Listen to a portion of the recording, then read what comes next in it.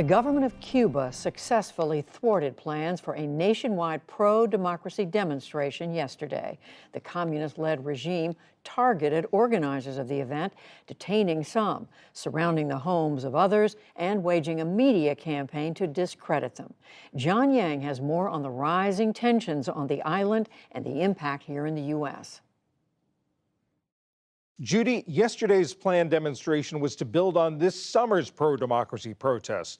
Those were some of the biggest Cuba has ever seen and led to a swift government crackdown and reports of thousands of arrests. Recently, NewsHour producer Ian Cousins spoke with Cuban Americans across the United States about what this democratic push means for them, their families, and their community.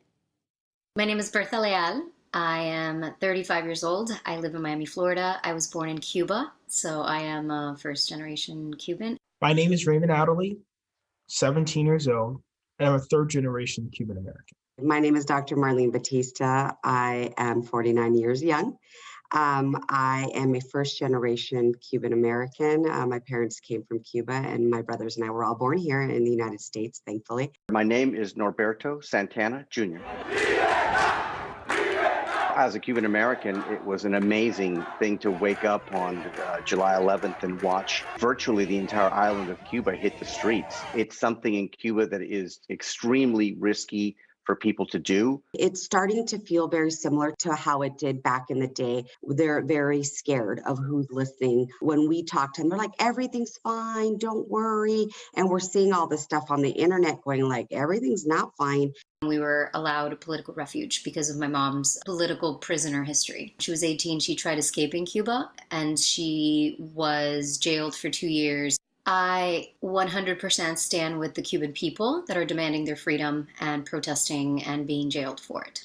My friend's cousin told her that she's been keeping her two young boys, late teens, early 20s in the house because the government is scooping them up and giving them sticks and things to hit the protesters. And so these poor kids, they don't have a choice. So she's keeping her kids inside. I think what the Cuban people need right now, more than anything, is access to food, access to water, access to medicine and vaccines, access to doctors. So however the United States can facilitate the Cuban people getting those resources, I think that is the main concern right now. My thought on President Biden's response has been cautiously optimistic throughout. In the beginning, I was extremely glad that he did not join this chorus of people from the left arguing that the culprit of all of this is the U.S. embargo. What I want to see from Biden's administration is continued pressure, all eyes on Cuba, not letting that dictatorship get away with the human rights atrocities that they have for 62 years, and most importantly, internet. We need to allow them to speak their voice, to continue to have that access to the outside world. My only hope for Cuba is democracy. I wish they would simply open up and allow human rights monitors, journalists, and others to walk around in Cuba freely. And to have freedom. Cuba has never been free. The voices of Cuban Americans. We're joined now by Lillian Guerra, a professor of Cuban and Caribbean history at the University of Florida. Thanks so much for being with us. Talk a little bit about how the government was able to sort of squash yesterday's planned demonstration. They didn't just crack down on demonstrators once they hit the streets. They prevented them from hitting the streets in the first place. They definitely had in the planning using their security forces in league with the Committees for the Defense of the Revolution, which are these local watch committees. They exist on every block.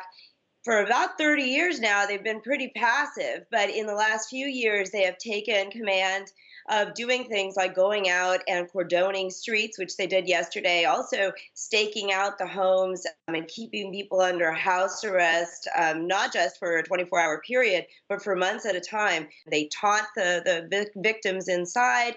They intimidate all the neighbors. So we had about 200 incidents of that yesterday, and it's not expected that any of the activists who organized this will be released from their house arrest anytime soon. Tell us about these activists. How organized are they? And who are they?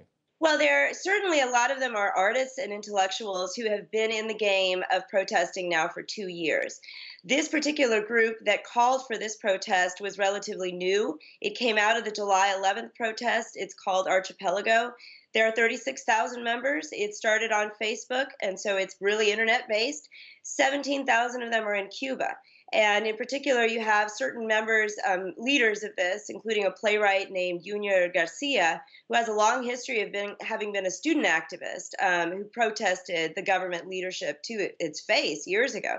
Somebody with a camera managed to photograph him as he was standing on his balcony. He took out a white rose, a symbol from the 19th century and Jose Marti, the great nationalist writings of peace and accord and harmony and the need for consensus and negotiation. And so these are folks who are very committed. And I think that the people who are registered to protest themselves in various cities in Cuba with Archipelago several weeks ago, also very committed, but they couldn't leave their homes. What are the conditions that triggered the protests in July and plans for yesterday?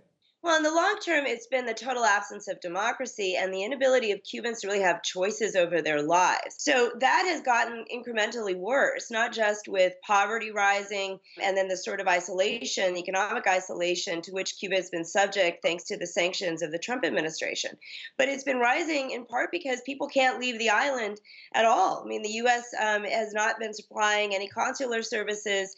The ability to get out of there has really changed the nature of the game. In 2016, we ended this sort of automatic refugee status that we granted Cubans from 1966 to 2016.